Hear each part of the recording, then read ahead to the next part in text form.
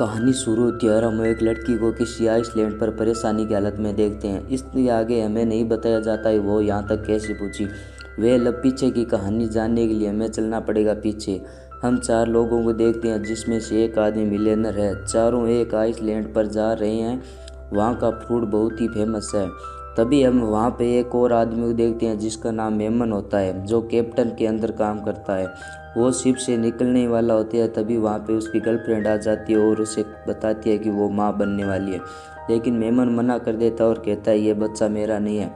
इस बात को लेकर उन दोनों के बीच बहस हो जाती है, जिसमें उसकी गर्लफ्रेंड सानी कहती है तुम कहाँ जा रहे हो, तुम इतना याद रखना कि यह धोखा तुम्हें बहुत महंगा पड़ेगा। मेमन गुस्से में उसे एक चांटा भी मार देता है, जिससे बात और बिगड़ जाती है और गुस्से में उसकी गर्लफ्रेंड वहाँ से चली जाती है।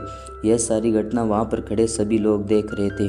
अब सभी लोग अपनी ट्रिप के लिए निकल जाते हैं। शाम को डिनर के समय जॉन और मेमन के बीच बहस हो जाती है। जॉन दोस्तों वही मिलियनर था, उसे अपने पैसों पर बहुत ही ज़्यादा घमंड होता है, इसलिए वह सभी को अपने से छोटा समझता है। और यहाँ मेमन के साथ भी यही हुआ, इसलिए वह इससे कुछ ज़्यादा खुश खास नहीं था। हम दूसरी तरफ सानी को हम किसी अंधेरी जगह पर देखते हैं। सानी वही है मेमन की गर्लफ्रेंड, जहाँ वो किसी तरह का परफॉर्म कर रही है। उसके हाथ में मेमन की फ़ोटो देखते हैं, यानी कि इसका साफ साफ मतलब है कि वो उस पर काला जादू कर। लेकिन वहीं दूसरी तरफ मेमन तो बुक रीड कर रहा होता है। लेकिन साइड वाले रूम में जॉन और उसकी वाइफ की आवाज़ें आ रही थी, जिससे वह काफ़ी डिस्टर्ब भी होता है।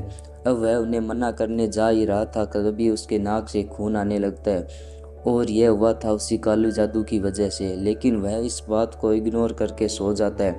अब सुबह हो जाती है। मेमन उस बात को भूल भी चुका था, लेकिन सुबह जॉन की उसके साथ फिर से अनबन हो जाती है, जिस चक्कर में कैप्टन उसे बहुत सुनाते हैं और कहते हैं कि अगर तुम्हें यहाँ रहना है तो हमारे गेस्ट के साथ अच्छे से व्यवहार करो, वरना तुम्हें नौकरी से निकाल दिया जाएगा। मेमन भी गुस्से में आकर काम करने से मना कर देता है और अपना चाकू ले लेता है और कैप्टन से कहता है आज से मैं यहाँ काम नहीं करूँगा।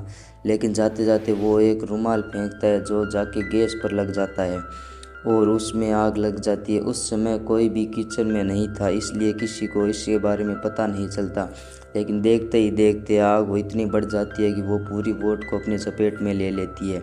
और सबसे पहले इस आग को सानी देखती है और सभी दूसरी बोट पर बैठते हैं और उस बोट से दूर चले जाते हैं। लेकिन अब जाए तो जाए कहाँ, कुछ देर पहले ये सभी ऐशो आराम की ज़िंदगी जी रहे थे, लेकिन कुछ ही पल में सब कुछ बदल गया और उन्हें अपनी जान बचा। रात में एक भी बहुत भारी तूफान आता है, जिसके चक्कर में सभी लोग उधर उधर बिखर जाते हैं। जब सुबह होती है तो सानी को समुद्र किनारे एक आइसलैंड पर बैठी हुई देखते हैं, जो बिल्कुल अकेली थी। उसे अब यहाँ पर कुछ समझ नहीं आ रहा था कि वो अब करे तो करे क्या। तभी उसे अपने सामने कैप्टन की लाश दिखती है।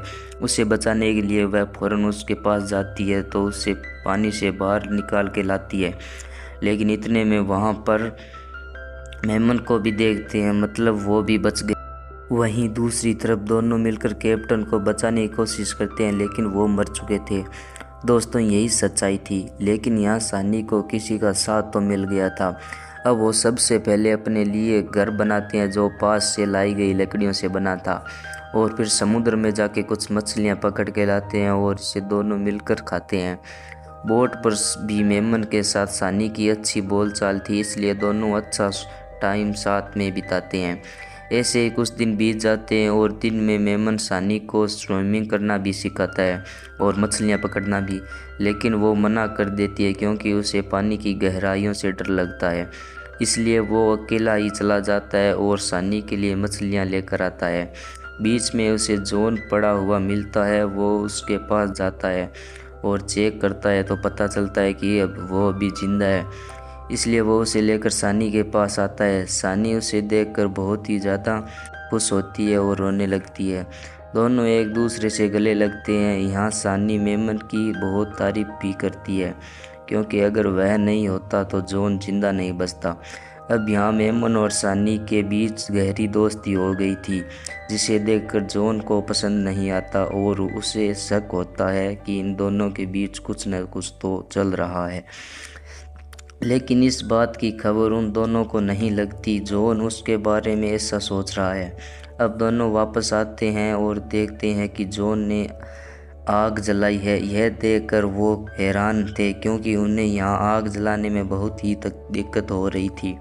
जॉन बताता है कि उसके पास तो लाइटर है, लाइटर की मदद से उसने आग जलाया है। इससे दोनों बहुत ही खुश होते हैं कि अब उन्हें खाना पका हुआ मिल सकता है। लेकिन एक दिन जॉन बहुत ही अजीब व्यवहार कर रहा होता है और मेमन को काफ़ी बुरा भला भी कहता है, लेकिन वो उसे कुछ पर जॉन यहाँ भी नहीं रुकता। असल में वो कहता है तुम दोनों साथ में मिलकर मछली पकड़ कर लाओ, जो बहुत ही अजीब था क्योंकि आज से पहले जॉन ने ऐसा कुछ कभी नहीं कहा था। वो तो चाहता ही नहीं था कि मेमन और सानी एक साथ रहे। वेल दोनों चले जाते हैं, बहुत मस्ती करते हैं। जब सानी आती है तो देखती है कि जॉन ने अपना अलग घर बना लिया है और उसने मेमन को बाहर कर दिया है। यह देखकर वो बहुत गुस्सा करती है और उसके वजह पूछती है, लेकिन जॉन अपनी अकड़ में चूर था, इसलिए वो उसे उल्टा ही जवाब देता है और चुपचाप उसके साथ ही रहने को बोलता है। सच तो यह है कि उसको अपनी ही बीवी पर यकीन नहीं था। इसके बाद बहुत ही दिनों तक ऐसे ही रहते हैं, लेकिन एक दिन बात ज़्यादा बढ़ जाती है और जॉन और मेमन के बीच लड़ाई हो जाती है, जिससे जॉन उसे अपने पैसों का घमंड दिखाता है और कहता है कि तुम जैसे लोग मेरे नीचे काम करते हैं और तुम्हारी कोई औकात नहीं है कि तुम मेरी बीवी के साथ बात करो। मेमन भी कह देता है आज के बाद हम दोनों को खाना नहीं देगा। जॉन कहता है कि ठीक है और उससे वो लाइटर भी वापस ले लेता है। उसके बाद दोनों ही अलग हो जाते हैं। यहाँ सानी को पता था कि मेमन तो अच्छे से गुजारा कर लेगा, लेकिन जॉन नहीं कर पाएगा क्योंकि उसके पास मछली पकड़ने का कोई हुनर नहीं था और ना ही वो इतने दिनों तक सरवाइव कर पाएगा। लेकिन वो फिर भी जॉन के साथ ही रहती है और उसका साथ देती है। लेकिन जॉन मछलियाँ पकड़ नहीं पाता क्योंकि उसे यह आता ही नहीं था। वो बस नारियल पानी पीकर अपना गुजारा कर रहा था। यह देखकर सानी को बहुत बुरा, इसलिए अगले दिन वो उसके साथ मछलियाँ पकड़ने के लिए जाती है और यहाँ सानी के हाथ कुछ नहीं आता, पर जॉन के हाथ आती है 2 जहरीली मछली।